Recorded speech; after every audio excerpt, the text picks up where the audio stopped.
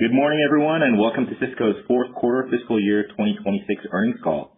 On today's call, we have Kevin Hourican, our Chair of the Board and CEO, and Brandon Sewell, our interim CFO.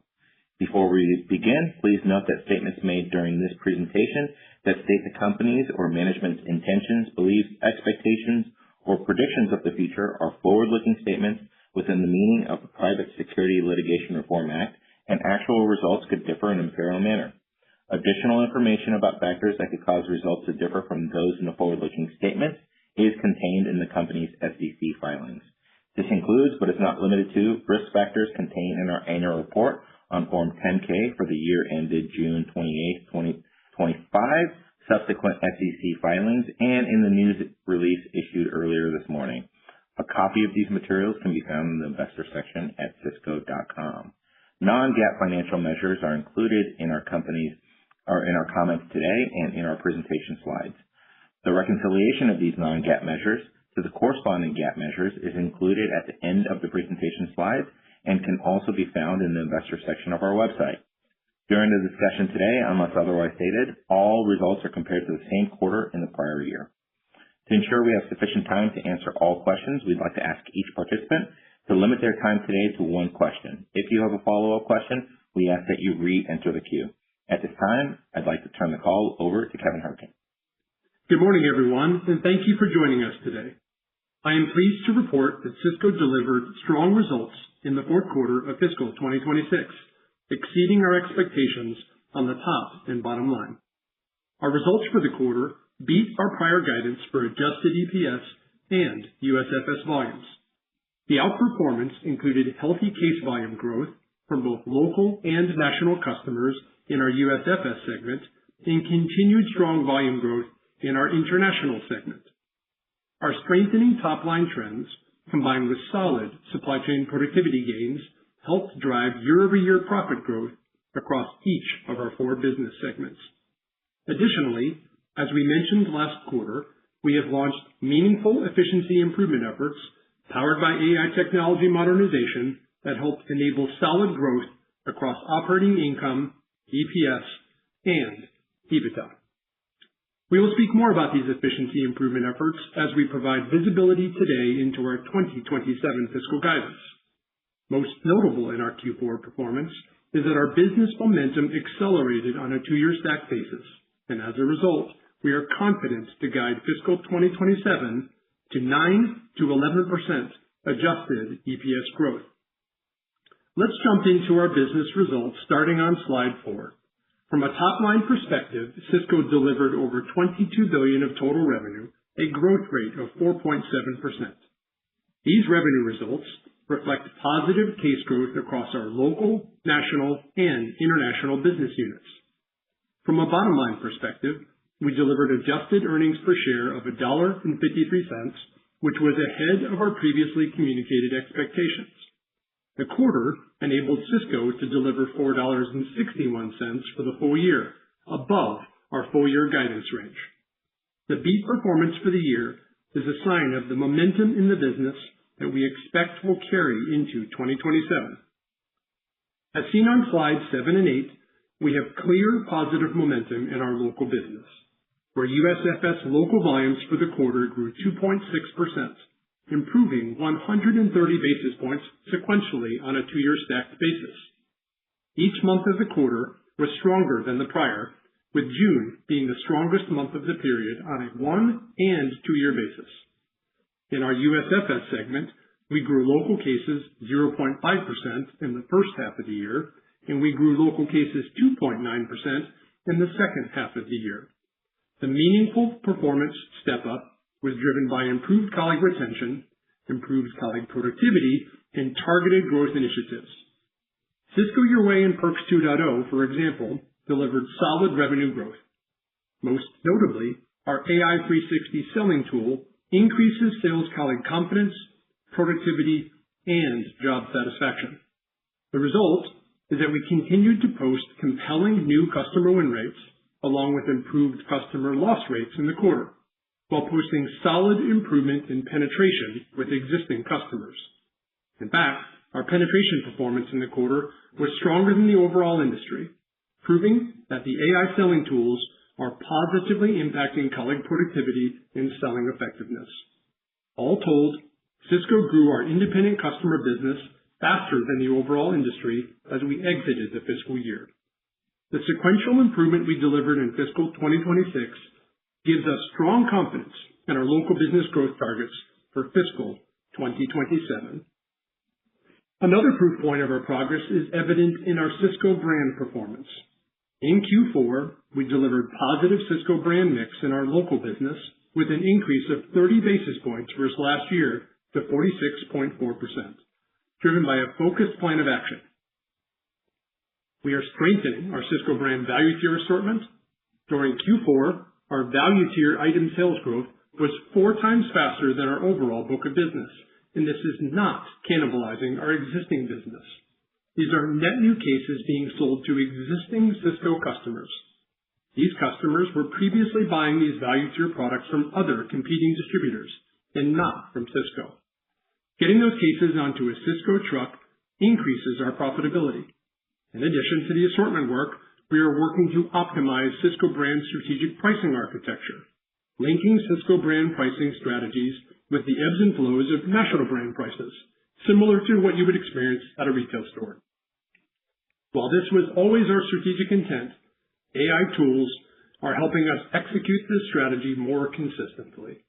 Lastly, AI 360, as I mentioned earlier, is serving up Sysco brand conversion opportunities to our sales colleagues.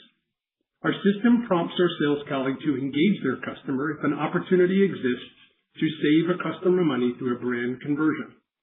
Overall, we made significant progress in Sysco brand, and we expect mixed penetration to be positive in fiscal 2027. Sysco brand will contribute positively to our overall profitability in 2027. Turning the page to our national contract business, during our fourth quarter, our national business delivered a step up in performance and generated case volume growth of 2.6%.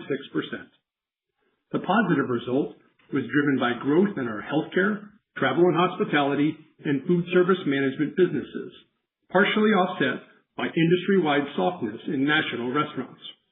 For fiscal 2027, we expect to deliver positive case volume growth for national contract customers despite a macro foot traffic environment that remains challenged.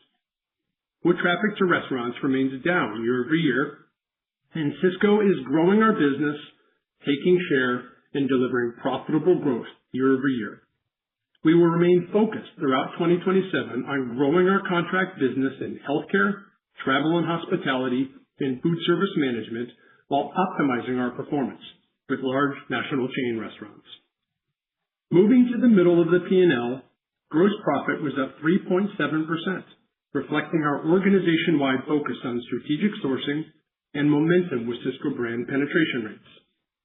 Sysco's adjusted operating profit improved 4.1%, outpacing gross profit and reflecting contributions from continued productivity gains within our supply chain. Supply chain expenses grew at a slower rate than revenue and gross profits. Our warehouse and delivery operations achieved our productivity targets for the year, and we increased on-time delivery performance versus customer promise windows by 10 full points in the quarter. Routing efficiency improvements have lowered our cost to serve and increased the service levels that we provide to our customers. I am thankful for the strong performance from our operations team. These hardworking colleagues and leaders are often the face of Sysco to many of our customers.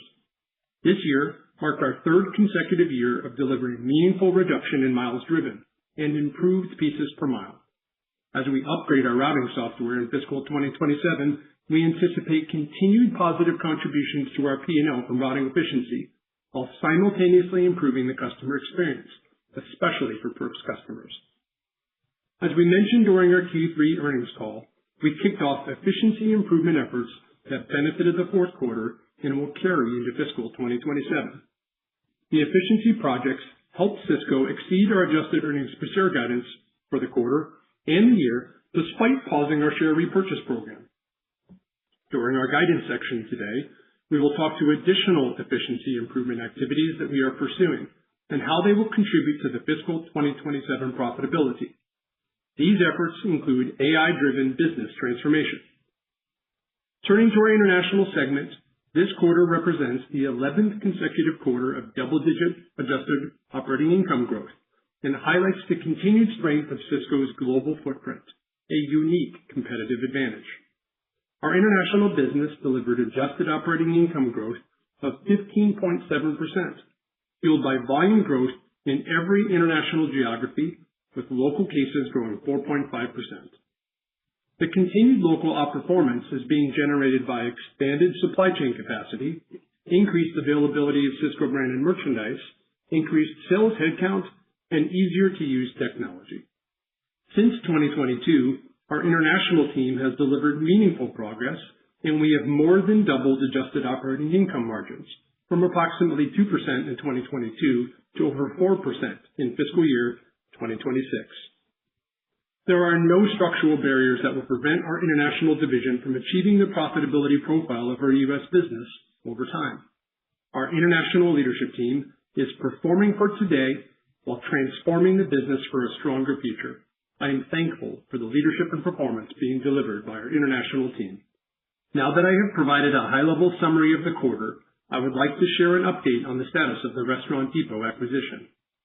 We are excited about the acquisition of Restaurant Depot and the bold new chapter of profitable growth it helps to unlock. A future that creates a combined company positioned to step up sales growth, be more profitable, and return more value to shareholders than a standalone Sysco. Most importantly, we will increase our ability to help save restaurants money with a more efficient buying program and by expanding Restaurant Depot's low-cost format to 125+ net new geographies over time. We will expand affordable options for restaurants by bringing the low-cost Restaurant Depot model to hundreds of additional communities, and we are committed to not raising prices in Restaurant Depot stores. What makes Restaurant Depot great is their compelling value offering. We will do nothing to compromise that under Sysco's ownership. In fact, we think we can strengthen it by buying together and leveraging our combined supply chain to keep costs low. Since our planned acquisition was announced on March 30th, we have worked hard to communicate the strategic merits of the deal. I will not completely repeat those points today, but I would like to highlight the key themes on slide 10. Our combined company will grow faster and will have more exposure to the most profitable segment of the business, local.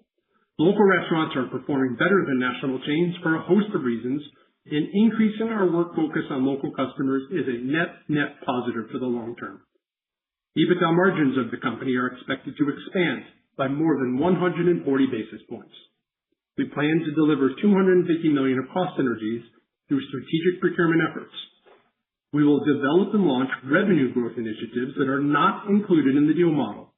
These efforts have the opportunity to exceed the value of the procurement efforts just mentioned. An example of these opportunities is leveraging Restaurant Depot stores to fulfill orders for Sysco delivery customers when the customer needs product immediately. In many instances, the Restaurant Depot store is closer to our end customer. This multi-channel concept would grow our collective sales in a cost-efficient manner. We also have an opportunity to leverage the strong assortments from the two businesses bidirectionally to expand our offerings to the customers. Lastly, we will expand the Restaurant Depot format to harder-to-reach communities and eventually to Canada by leveraging Sysco's inbound supply chain capability. All told, these efforts enable day one EPS accretion, year one EPS accretion in the top quartile of M&A transactions, and accelerating EPS accretion as our debt level is reduced and our excess free cash flow is utilized to reduce our share count and increase our dividend. We understand that reducing our debt level is a priority for investors. It is a high priority for Sysco management as well. We are 100% confident in our ability to delever quickly by utilizing the compelling cash flow generation of core Sysco. We will improve Sysco's cash flow through the AI transformation efforts I mentioned previously. And when combined with Restaurant Depot's strong cash flow, we can reduce the debt level quickly. Most importantly, the combined company will grow faster, be more profitable, and return more value to shareholders than a standalone Sysco. These efforts are expected to accelerate Sysco's TSR into the mid-teens. In regards to deal approval, as expected, we received a second request from the FTC during the quarter. Our initial expectations for the deal to close by the third quarter of fiscal 2027 remain unchanged. This deal expands affordable food options, creates jobs, and is good for restaurant operators. We are confident that the government review will conclude that the deal is positive for restaurants and for competition. Lastly, I would like to provide an update on the performance results from Restaurant Depot. We have been advised by Restaurant Depot leadership that in their most recently completed calendar quarter, their sales growth was approximately 4% and their operating margins were in line with expectations. Through half of their calendar year, Restaurant Depot is delivering strong profit growth versus prior year and compelling overall financial performance. The Restaurant Depot business will substantially increase Sysco's profitability. It will also provide a natural hedge to a softer economy as the business benefits during economic downturns. More importantly, our combined company can create customer engagement opportunities that will be unmatched in the industry, enabling us to grow our business profitably in the important local customer segment. We believe Sysco's strong finish to the year and the guidance for fiscal 2027 demonstrate a firm foundation from which Sysco will build our future together with Restaurant Depot. In my closing section today, I want to summarize the highlights of our fiscal 2027 guidance. We expect the strong exit velocity of our business in Q4 of fiscal 2026 to carry into the coming fiscal year. Our positive momentum will continue in local case growth and Sysco brand mix. Our international division will continue to post double-digit profit growth in 2027. We expect to deliver revenue growth of 6 to 7% for the year. The revenue growth will be enabled by approximately 2.5% local case growth in our USFS segment. Through disciplined margin and expense management, we expect to deliver adjusted EPS growth of 9% to 11% in 2027. To be very clear, the revenue and EPS figures just mentioned include the benefits of the 53rd week. Excluding the 53rd week, we expect Sysco's earnings growth to be at the top end of our long-term growth algorithm, even with the suspension of share repurchases and the softer macro backdrop. When coupled with our industry-leading dividend, we anticipate a year of double-digit TSR in fiscal 2027. To enable the earnings guidance just referenced, our team introduced an organization-wide efficiency improvement program driven by AI transformation. The summary of these efforts can be seen on slide number 11. We have identified AI growth and business efficiency improvement projects across sales, merchandising, supply chain, and back office. We expect the combined benefit of these efforts to deliver approximately $100 million of in-year savings in fiscal 2027, inclusive of the cost-out savings we shared on our Q3 earnings call. Brandon, our technology leadership team, and I are leading this work across the company. The $100 million we have identified is just the start of the effort. We expect to announce our multi-year operating margin expansion commitment from these efforts later this year. The opportunities are significant and exciting. We believe we can improve service to our customers, do our work more efficiently, and reduce our structural operating expenses by leveraging best-in-class technology. Sysco is leading our industry in these efforts, and this work will enable us to sustain and expand our industry-leading profitability. The combined impact of our core business momentum and the AI business transformation we expect will deliver adjusted earnings per share growth of approximately 9% to 11% while improving service to our customers. With that, I would now like to turn the call over to Brandon to provide additional insights into our Q4 performance and guidance for fiscal 2027. Brandon, over to you. Thank you, Kevin, and good morning, everyone. At the highest level, I am encouraged that we were able to over-deliver on our previously communicated guidance for the quarter and the year. As Kevin outlined, our company's specific initiatives drove tangible results across our business. We expect this positive momentum to continue in FY27, anchored on operational rigor, inclusive of our cost savings program. We have a high degree of confidence for delivering our FY27 guidance across the P&L, cash flow, and rewarding our shareholders with another year of dividend growth. As shown on slide 13, our Q4 results included sales growth of 4.7%, continued volume growth in the USFS and international segments, strong margin management, and adjusted EPS of $1.53. As Kevin stated, this allowed us to exceed our annual EPS guidance, delivering $4.61 of adjusted EPS, even after pausing share repurchase for the year. Importantly, our largest and most profitable USFS segment continued to deliver balanced top-line growth during the quarter, while also growing adjusted operating income. Our financial results also included free cash flow growth of 16.3% for the year. Q4 benefited from positive operating leverage for the enterprise, with a 3.7% rate of growth in gross profit, outpacing a 3.6% rate of growth in adjusted operating expense, which included global pressure from the higher fuel prices. This performance also reflects continued positive volume growth across our important local customers and positive mix shifts from our Sysco brand penetration rate. Performance in local continued to be driven by sales colleague retention, particularly among our newer and mid-tier associates, which helped to drive incremental improvements in productivity rates. Additionally, volume trends included a step up in growth from our national customers in the U.S. and continued volume growth in our international segment. Our supply chain continued to deliver productivity improvements and performed at an exceptional level, as Kevin highlighted. We expect further positive momentum and growth across local, national, and international volumes, in addition to progress in supply chain driving compounding productivity gains in FY27 and beyond. Turning to international, as shown on slide 15, the positive momentum over the past few years continued in Q4, with sales growth of 6.7%, including local case growth of 4.5%, gross profit growth of 7.3%, and adjusted operating income growth of 15.7%. Our strategy drove results, with this quarter marking our 11th consecutive quarter of delivering double-digit improvements in adjusted operating income. During fiscal 2026, we rewarded our shareholders by paying out $1 billion in dividends and repurchasing $200 million in shares.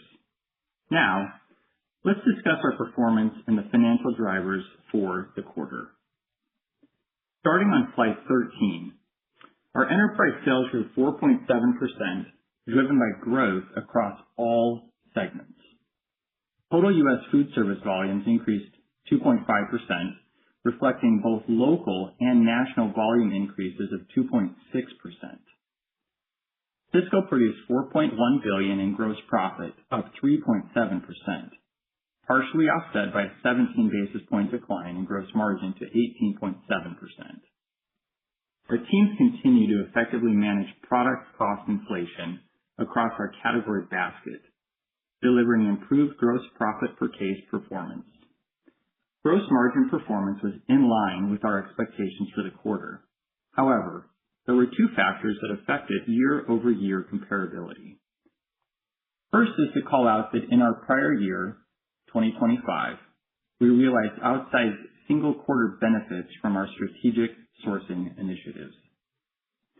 The timing of those benefits was unique to that period and created a challenging comparison. The second factor was in Q4 of this year, related to the increased cost of fuel across the business. Approximately 80% of our bulk fuel purchases are hedged over the next fiscal year. During the quarter, elevated fuel costs impacted both food input costs and inbound transportation expenses. We've been very thoughtful about what portion of that increase we absorb in our business to keep our food affordable for customers. Our 2027 plan takes this backdrop into account, and importantly, we are confident we can expand our gross profit margins in the coming year. During the quarter, inflation rates for the enterprise were approximately 2.8%, while inflation in our USBL business was approximately 1.3%. Overall, adjusted operating expenses were $3 billion for the quarter, or 13.5% of sales, a 20 basis point decrease from the prior year, reflecting strong operating leverage within our business. Results included cost-out efficiencies, partially offset by planned investments in the business across sales headcount, fleet, and building expansions. This also included lapping of $11 million in incentive compensation from the prior year. Additionally, Sigma results this quarter were solid, reflecting 3.1% sales growth and 11.1% operating income growth, driven by continued improvements in our supply chain operations. Corporate adjusted expenses were down 9.8%, which included benefits from the previously discussed cost-out efforts implemented earlier in the year, as well as lower insurance and other costs. Overall, adjusted operating income grew 4.1% to $1.1 billion, and adjusted EBITDA grew 4.7% to $1.3 billion. Let's now turn to our balance sheet and cash flow. Our investment-grade balance sheet remains robust and reflects a healthy financial profile. We ended the quarter at a 2.7 times net debt leverage ratio. Turning to our cash flow, our free cash flow for the year was $2.1 billion, up 16%, highlighting strong quality of earnings and a disciplined CapEx strategy. Building on Kevin's commentary related to the merits of the Restaurant Depot transaction, I would like to provide an update on the deal financing strategy. In June, our finance team executed an additional $2 billion of interest rate hedges, further stepping up our cumulative hedge position related to debt financing. Then in July, we filed our registration statement on Form S-4, which was subsequently declared effective by the SEC. In preparation for this transaction, we remain focused on preserving cash levels, improving our core Sysco working capital, and remain committed to quickly delevering the balance sheet as illustrated on slide 23, consistent with prior communications. We know how important debt reduction is to our investors, and it is important to our leadership team as well. To that end, our team has already voted to add structural cost out to our long-term equity performance program. That structural cost improvement will be leveraged to accelerate our debt reduction efforts and increase Sysco's overall profit margins. Kevin and I are excited about that work, and we are partnering with our technology leadership team to improve the efficiency of how we work. These projects are tangible, real, and meaningful contributors to our future growth and performance. Kevin and I consistently emphasize that these efforts not only reduce administrative costs and complexity, but also improve the customer experience by enabling our teams to spend more time driving growth and engaging directly with customers. Now, I would like to share with you our expectations for FY27, as seen on slide 24. To be clear, all elements of our fiscal 27 guidance reflect the core Sysco business on a standalone basis and are inclusive of the 53rd week. During FY27, we expect reported net sales growth of approximately 6 to 7% to approximately $90 billion. These assumptions include volume growth, inflation of approximately 1.5% to 2%, and approximately 2% related to an extra week. Specific to volumes, we expect to deliver year-over-year local case growth of approximately 2.5% in USFS, driven by continued productivity gains with sales professionals based on improving tenure. As Kevin mentioned, we are also announcing $100 million of in-year cost out, inclusive of the cost out announced in Q3 as detailed on slide 11. On a run rate basis, this represents cost out of approximately $160 million. This financial guidance assumes a macro and industry foot traffic environment similar to conditions of this past year. If conditions improve, or should our cost out savings efforts over-deliver, This would represent potential upside to our plan. All in, we currently expect full year 2027 adjusted EPS in the range of 9 to 11%, equating to adjusted EPS of approximately $5.02 to $5.12. Within the context of the current environment, our outlook reflects the midpoint of the guidance range at approximately 10% growth, which is a significant step up relative to each of the prior 2 years. To help with phasing for the year, we expect our cost out benefits to build, with the most significant impact occurring in the second half. From a year-over-year comparability perspective, Q1 of FY27 is lapping an approximately 4% benefit from a favorable effective tax rate in the prior year. All in, we are comfortable with an adjusted EPS range of $1.18 to $1.20 for Q1. For the year, we expect our USFS segment to deliver profit growth. We also expect our international segment to continue delivering double-digit profit growth for the year. We remain on target for shareholder returns through approximately $1 billion in dividends. Specific to our dividend, our board of directors previously approved a 1 penny increase to our April dividend, which represents approximately 2% growth in our quarterly dividend on a go-forward basis to 55 cents per share. Recall that we previously suspended our annual share repurchase efforts as part of the announced JRD transaction. We look forward to resuming share repurchase efforts after successfully reaching our previously shared deleverage targets. Now, turning to a few other modeling items. For the full fiscal 27 year, we expect adjusted corporate expenses of approximately $900 million, adjusted interest expense of approximately $675 million, adjusted other expense of approximately $50 million, a tax rate of approximately 23.7 to 24.2%, and adjusted depreciation and amortization of approximately $850 million. CapEx to remain at approximately 0.8% of sales, or $720 million. Looking ahead, we are confident that our company-specific initiatives will continue to drive positive momentum into fiscal 2027.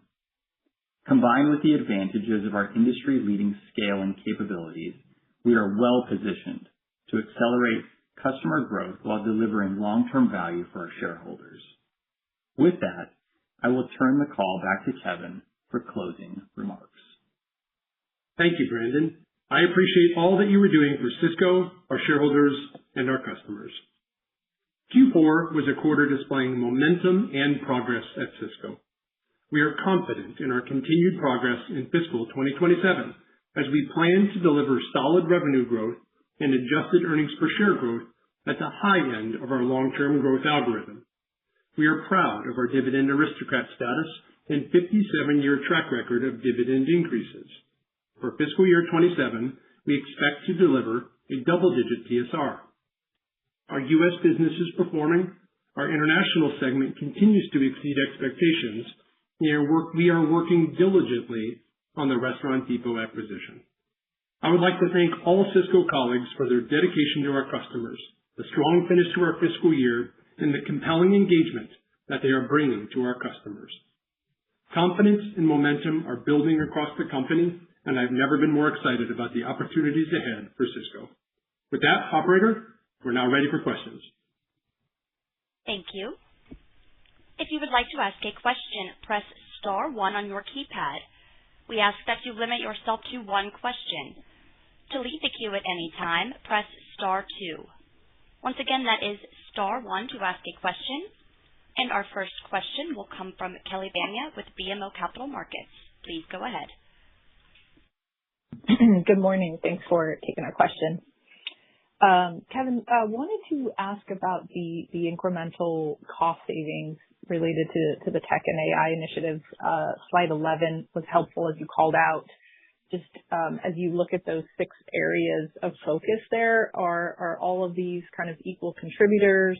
Does one area stand out as the largest contributor to that outlook? And I think there was a comment that this is really just the start of this initiative. So just curious, it sounds like it's early, but just what does the runway look like in future years? Because the message that I'm hearing is that it can essentially replace the EPS impact of kind of losing the buyback impact of this year. So just curious as what kind of that algorithm might look like in future years as you kind of incorporate these savings into the next couple of years. Good morning, Kelly. Thanks for the question. Why don't I toss to Brandon to get started to set the context of the financial elements of what you just asked, what flows through to 27, our thoughts for the future. You asked about, is it evenly distributed or some bigger hit topics? And so he'll cover a couple and then he'll toss to me and I'll do a wrap up. So Brandon, over to you, please. Yeah, perfect. Yeah. Thanks, Kelly, for the question. I think for 27, I'll address first. Maybe I'll give a couple examples. From a timing perspective, that $100 million in the tech savings, it is net of investment.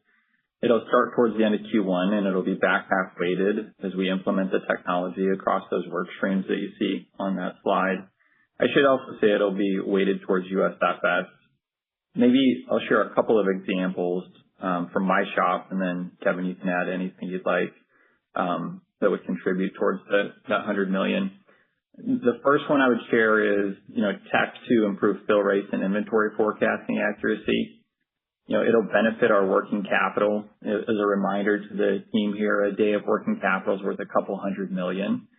So we'll use those improvements to deleverage faster than we previously shared, and that's a body of work we're really excited about. The second example I would share is related to our indirect space. Not a space that generally gets a lot of attention, but we will use reverse auction tools to tackle that indirect expense, and it's significant. We buy a lot of indirect in supplies and parts with our fleet and our warehouses, and that tech will allow us to work faster and really address more than we've been able to address historically. So those new capabilities are worth tens of millions and will ramp throughout FY27. Kevin, any projects you want to add? Yeah, I will. Just, before I go into projects, let me just, take a giant step back. We've been hard at work at this subject for the past, let's call it 100 plus days, evaluating every part of our business. And the mantra that I'm using as the leader of the company is better, faster, cheaper. Where can we improve the customer experience through improved technology? Where can we do the work we do faster, more agile, solve problems more quickly? And the last is do it more efficiently. We can eliminate administrative tasks, allow our team to spend more time on sales activities, allow our team to spend more time with customers, to grow the business. So better, faster, more efficient. Brandon gave some good examples on back office. I'll give a couple of other examples. Routing, we're doing a massive effort on upgrading our routing software. To be very, very clear, it's our existing routing software provider upgrading to their latest version of their software. It has capabilities that the current version we have does not have. We will be deploying that to all of our U.S. locations, eventually internationally. But it's more than the software. It's about changing how we do that work. It's about customer-centric routing capabilities, doing that work in a more agile manner, decreasing miles driven while simultaneously increasing our on-time to the delivery promise to the customer. That's a perfect example of better and more efficient. The routing opportunity is significant. Another one is tech for tech. Leveraging coding improvement technologies, I won't say the name of vendor providers, to do the technology work that we do better and more efficiently. We can either do more for the same, or we can do the same amount of work we currently are doing for less spend. Last example for me is in our contract bid business. We have many, many thousands of contracts. We can leverage AI technology to write better contracts that have a better profitability profile. And then we can more importantly leverage technology to match the transactional actual performance of that customer against the contract to make sure that we're paying appropriately for the work that we're doing or getting paid appropriately for the work that we're doing. There can be some leakage in that sector, over time if those contracts aren't being managed appropriately. So these are just examples. I think we've given you enough color to say there's tangibleness, there's clarity. And to answer the first part of your question, this will build over time. So the $100 million is net of investment, as in it will flow directly to the bottom line in 2027. Brandon quoted the run rate value is $160 million of the work we have already identified. We continue to find new sources of value We will continue to revise and update the savings opportunities. That number will go up over time, and that's something we can talk more about at upcoming investor opportunities. And yes, it more than covers the pausing of the share buyback. Thank you for the question, Kelly. Thank you. Our next question will come from Edward Kelly with Wells Fargo. Please go ahead. Hi. Good morning, everybody. I have a follow-up and then a separate question. But just a follow-up on Kelly's question. I think your supply chain costs alone are probably 60% or so of your OpEx. I mean, that's like $7 billion. So the $100 million seems like it's kind of scratching the surface. Kevin, my question for you is, do you think that, longer term, the opportunity here could be a catalyst to accelerate the algo, or is it more or less, this is one of the levers that we continue to have to drive confidence in the algo? And then my real question is around that U.S. Broadline's EBIT growth for 27, obviously coming off a little bit softer Q4. Could you just maybe give us a little bit more color on, the building blocks of the growth in 27 and the key drivers and how you think about the level of that growth? Okay. Good morning, Ed. Thanks for the questions. Kevin, I'll start on the supply chain and what we see as the opportunity for the AI work to impact our algorithm. Brandon will cover the USFS question. He can explain also in Q4 some of the why within his prepared remarks, but he can reinforce two things that were unique about Q4 and then more importantly talk about why we're very confident USFS will grow profit year over year throughout 2027. But back to your first question and point, we have tangible, specific, concrete work we're going to do with AI to be better and more efficient in how we do the work. Routing is significant. It is a huge opportunity for continued improvement. We just had a really good year in supply chain. Back to the year we just wrapped up was our strongest supply chain performance in a very long time. It positively contributed to our P&L. At large, we grew our supply chain expenses lower than we grew our revenue and our volume in cases. Therefore, it had a positive impact, and we believe that will accelerate in the coming quarters and years with the good work that we are doing. And on this morning's call, we're not going to change our long-term algorithm. What the year ahead shows is that net of the 53rd week. So take that out. The guidance that we provided today at the midpoint is at the very high end of our long-term algorithm. How I would say it is the work we're going to do with AI, the compounding nature of the efficiency improvement will allow us to be at that high end of the algorithm that we've put out on an ongoing basis.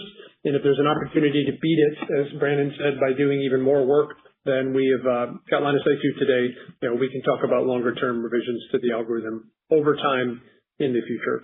So let's come back to your question on USFS and profitability. Brandon, over to you. Yeah, maybe I'll address first Q4, Ed, your question related to the margins, and then let me give some commentary on FY27 and how we're feeling specifically about USFS. There were a couple of items in Q4 on a year-over-year perspective that affected our margins. The first was going back to FY25. If we go to Q3, strategic sourcing was low, and that value was pushed into FY25 Q4. So the year-over-year lap for 26 Q4 was challenging because of that huge strategic sourcing number in FY26 or FY25 Q4. The second item is fuel. Remember, 80% of the fuel we purchase is hedged. With that, inbound freight costs due to fuel were elevated, and we don't hedge that inbound fuel. With the inbound, we monitored it during the quarter, and we made purposeful choices to absorb some of that cost. So we'll continue to show discipline there and manage our cost and our profitability. I'd say the second point on fuel is on outbound. We've mentioned this before that we have fuel surcharges in place, and there is always a lag of 90 days with our contract customers. That FY26 Q4 cost then gets paid for in FY27 Q1, so that pressure will ease a bit as we head into FY27. And then the second part of your question, how does all of that kind of lead into FY27 USFS profitability? Well, I mentioned, it will ease up a bit as we go into 27.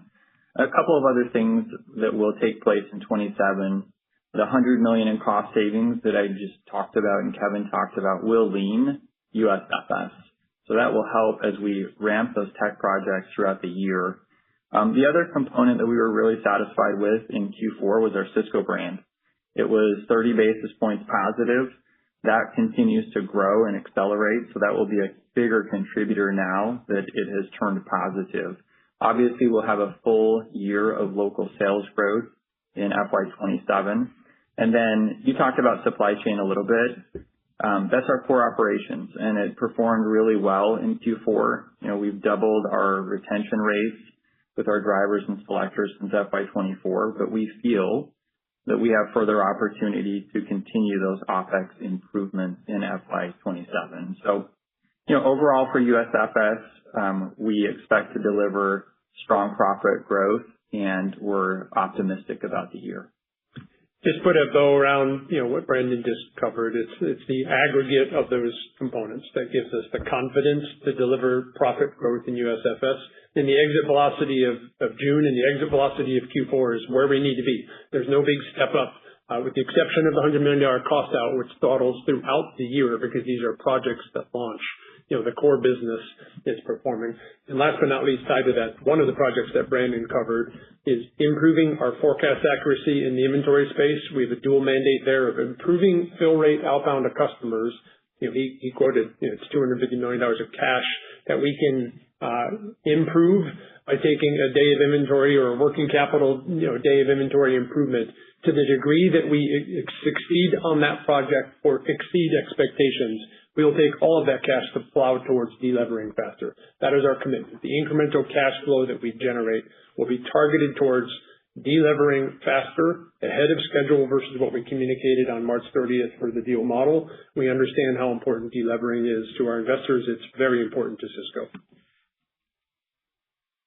Thank you. Our next question will come from Lauren Silberman with Deutsche Bank. Please go ahead. Thank you very much. I have a follow-up to Ed and then a real question. The follow-up is just on the USFS gross margins, the comments on inbound fuel. Is the right read that you're not passing it fully through, pricing lower, potentially to gain new customers, or is this more of a timing dynamic?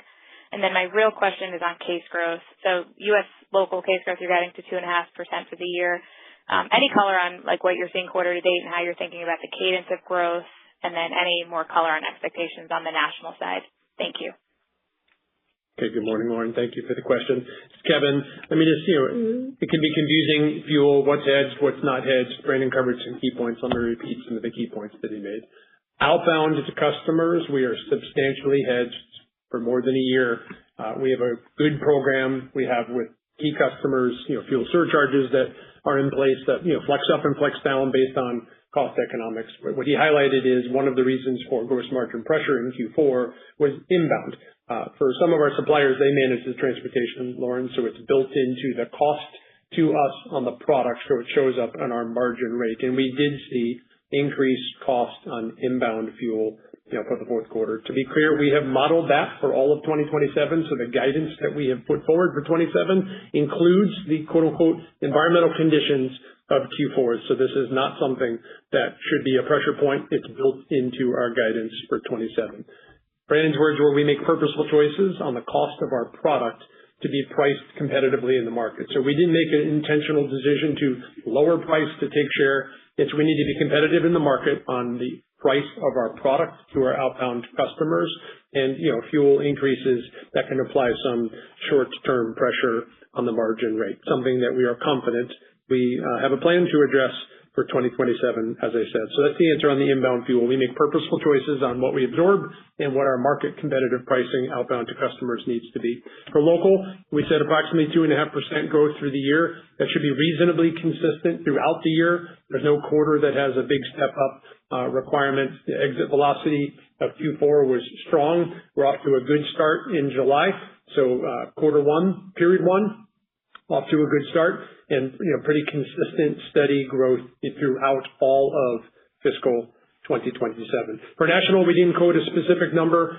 Here's what I would say for national. We'll continue to see strong growth in the national segment in healthcare, education, food service management. We expect to see continued pressure with national restaurants given traffic declines to that segment and the overall pressure that national customers, restaurant customers specifically, are experiencing. Net, when you put that all together, we will deliver volume growth in national throughout 2027. Thank you. Our next question will come from John Hickenbockel with Guggenheim. Please go ahead. Hey, Kevin, can you talk about the two biggest opportunities it looks like in local case growth, right, or the loss rate that you referenced, which still I think is above some of your peers. So the opportunity to bring that down and how fast you can do that. And then secondly, lines per account, right? I think you're referring penetrations picked up a little bit. Is that just sort of green shoots here? And what you think the opportunity is and how fast that can develop. So those two areas. John, thank you for the question. New loss 10. So we're very pleased with our new customer win rate. We'd like to sustain that performance. We don't need to see improvement there. We want to sustain new. It's performing at an exceptionally high level. We want to keep that action in place. Loss rate, you're right. We've made meaningful improvement in loss over the past 12 months, and there's additional progress that can be made. Brandon talks a lot about this. Our colleague retention improvement and the increased tenure of our existing colleagues is showing up with improved customer retention. So our loss rate improved year over year, and there's additional opportunity for that loss rate to continue to improve. And the widening spread between new and loss will contribute to case growth. Penetration, if I look back to Q4, is actually where I was most pleased. We made substantial progress on penetration with existing customers. AI 360, people ask me all the time, Kevin, how are you measuring it? Is it real? Is it showing up in your P&L? The improvement that we are driving in penetration is obviously tied to our colleague success and productivity, improved retention, improved productivity. But what AI 360 is doing for that sales colleague, whether or not they're 1 year in job or 20 years in the job, is teeing up opportunities for existing customers to sell more product to that customer. It's identifying things that should be on the order that are not. It's pre-approving pricing for that incremental line, incremental case. It's identifying through data, what should be able to be sold, and it's prioritizing it into no more than 3 things to be done that day. We can track who of our colleagues are actioning against these opportunities. We can track close rate by colleague. Our sales leadership team is doing a phenomenally good job of coaching our colleagues based on this powerful information and data on knowing close rate person A versus B. And John, that's showing up on solid improvement in penetration. The exit velocity of our Q4, we're taking share versus the industry, and our penetration performance in Q4 was stronger than the overall industry. And these are trends we expect to continue into 2027, which is why Brandon and I have confidence to guide at the high end of our long-term algorithm. Brandon, anything to add? Yeah, maybe just one thing, just to nail down those themes across the tenure of the colleagues, the penetration improvement, and then just, John, seeing similar results across our geographies. The one word I think of is consistency. If I had to use that one word of Q4 local volume in terms of the month-to-month pattern that we're seeing, even into P1, we're trending using that consistency into FY27, which is really encouraging to us. Thank you. Our next question comes from John Ivankoe with JP Morgan. Please go ahead. Hi, thank you so much.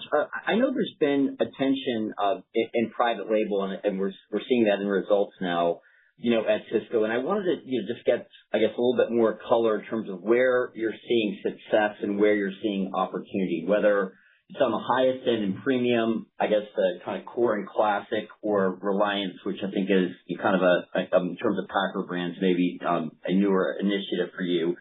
And, and the opposite, of private label versus maybe related, but in a different way, is how your salespeople are selling some of Sysco's specialty businesses, particularly on the meat side, on the produce side, on cleaning supplies, what have you, just different types of Asian products.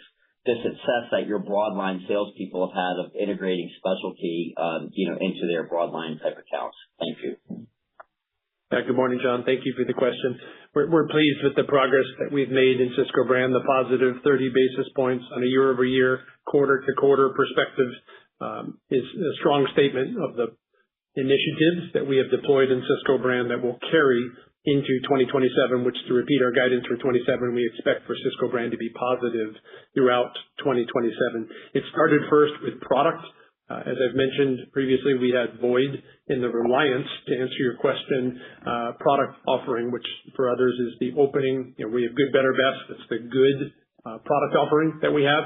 We've started at the item level. Where do we not have matches to Packer label or to national brand where we could introduce those opening price point products or good products to our customers? That is detailed work. It takes time to get the supplier relationships, to audit their factories, to ensure that the product's meeting our quality specifications. And that work has been underway now for over the past year. And we saw solid improvement in our value tier revenue growth. In fact, I said on the earnings call, 4 times growth of the overall book of business. And it is not cannibalizing better, best products. These are items that simply were not being bought. We can target specifically which customers are being propagated to for these offers, both through AI360 for the sales colleague and also on our website. So it started with product. Topic 2 is pricing architecture. As I said on the call, we always have the intent for Sysco brand to be a value for the customer, aka save them money. We have lots of items. They ebb and flow with the cost of products going up and down over time. And leveraging AI technology, we're doing a better job of ensuring that the price architecture to the customer shows consistent value to our customers over time. That helps. That improves our sell-through performance. Last but not least, one of my favorite app capabilities within AI360 is something we call swap and save, which is if a customer from a sales rep has the opportunity to save the customer money, it prompts them in row 1 of AI360, introduce the savings opportunity to your customer today. And this is new. It was launched within the past few months. It is having a tremendously positive impact and reaction from our sales colleagues. Our colleagues make more money when they sell those cases, but putting it right in front of them, giving them confidence that it is a legitimate sub to that national brand product. If they want to learn more about it, they can click a video and learn about the product and learn about the item, etc. Progress. And we expect for that progress to continue. Your question about our specialty business is a great one. We call that total team selling. Well, I didn't have it in my prepared remarks. Total team selling continues to make progress at Sysco, and it's across our produce business, our protein business, and as you indicated, our equipment and supplies business, Asian foods businesses as well. We will expand our Asian food business to more geographies in 2027, giving us more of an opportunity for that cross-sell capability. Total team selling continues to perform. There continues to be meaningful opportunity for us. We still have many, many thousands of customers who are buying just broadline. And as we've shared before, as we add a specialty category to that account, that customer buys more, they have a much higher retention rate and a higher overall profitability. So total team selling continues to perform for the company and will be a growth vector for 2027. Thank you. Our next question will come from Mark Carden with UBS. Please go ahead. Good morning. Thanks so much for taking the question. So sounds like some good progress on local case volumes. How are you thinking about local salesperson headcount growth in fiscal 27? Any acceleration or deceleration relative to fiscal 26? And then when you do see macro pressures like the ones that we're seeing persist, do you see much of a benefit from having a more balanced base bonus structure relative to your peers? Thanks. So, Brendan, you want to start this question? Yeah. So from an SC hiring perspective, we had 450 in 24. We talked about 300 in 25. And in 26, we did have growth across both of our main U.S. businesses. Those we've hired over the last 2 years have moved up the productivity curve, and retention remains high across all of those tenures. Mark, we'll continue to hire salespeople for sure. We're at a point where we're balancing that with productivity. We're seeing significant productivity improvement. So we want to strike the balance between those two, but we will absolutely have better or more growth in FY27 as well. And then, from a macro perspective,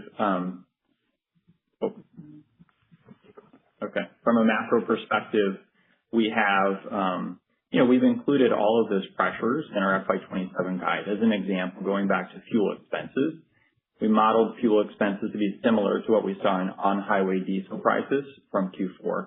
When we look at the international space, they're under pressure as well due to the geographical nature of it, but we're moving forward. We just hit our 11th quarter of consecutive double-digit OI growth, and we expect that to continue throughout FY27. So we've worked all of those components into our guide, and we feel like we'll have a robust year despite the macroeconomic pressures. Thank you. We'll take our last question from Brian Harbour with Morgan Stanley. Please go ahead. Yeah, thanks. Good morning.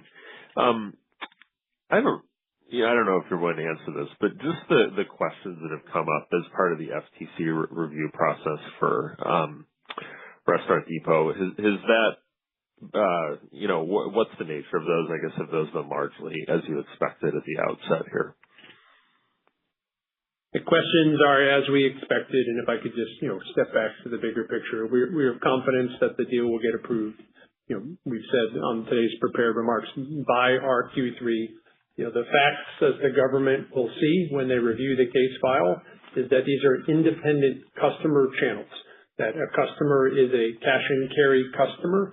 They choose that channel. That is where they shop, and there is meaningfully ample competition within cash and carry. You've got Costco, you've got Sam's Club, you have thousands of independent cash and carry operators. Two of our competitors operate cash and carry channels as well. So there's meaningfully ample competition in cash and carry. The other customer is a customer who prefers delivery. They want white glove service. They want a delivery to their restaurant. They don't want to own their own van and have to take time out of their day to have to go over to a store to get their product. And obviously there's ample competition in the delivery. There's very little overlap between the two customer channels today at this time, and that can be back tested looking at, when Restaurant Depot opens a store, what happens. So that's point one. Point two is pricing. They're going to look at, will this deal negatively impact the end restaurant customer? And I cannot be more clear on this topic. We, Sysco, have no intentions to raise prices at Restaurant Depot stores. As I said in my prepared remarks, we actually think we can improve affordability. How we will do that is by bringing their model to 125 net new geographies. That creates many thousands of jobs. It brings the affordable, low-cost leader to net new communities, and that's a positive for restaurants. And at stores that are operating today, we have no intentions of raising prices at those stores. It would hurt the stores. It would decrease their competitiveness and the value that they're providing to their end customers. We would have no economic incentive to do that. So we are answering all the government's questions. It's a big deal, meaning the deal is a large transaction. They have to go through their data discovery, and we have confidence that the facts will result in the deal getting approved, as we said, by Q3. What we're most excited about is being able to buy product together, sharing in that procurement efficiency to produce value for our end customers, bring their model to net new geographies, and eventually up to Canada. There isn't a strong top-performing cash and carry operator up north, and we really believe that going to Canada is a compelling opportunity for the long term. And last but not least, eventually at the appropriate time, while today they're separate channels, we have an opportunity to serve customers more effectively. And my favorite example is a delivery primary customer who runs out of something between deliveries and needs it urgently. We, Sysco, today have limited options to be able to support that customer's needs. Oftentimes, a Restaurant Depot store is going to be closer to that customer, and our ability to leverage that store for rapid same-day delivery is something we're very excited about and we know customers will benefit from. So thank you for the question. Kevin Kim, over to you. All right, great. Thank you, everybody. Thank you for joining our call today. Please reach out to the Investor Relations team if you have any follow-up questions. Thank you for your time. Thank you, ladies and gentlemen. This brings us to the end of today's meeting. We appreciate your time and participation. You may now disconnect.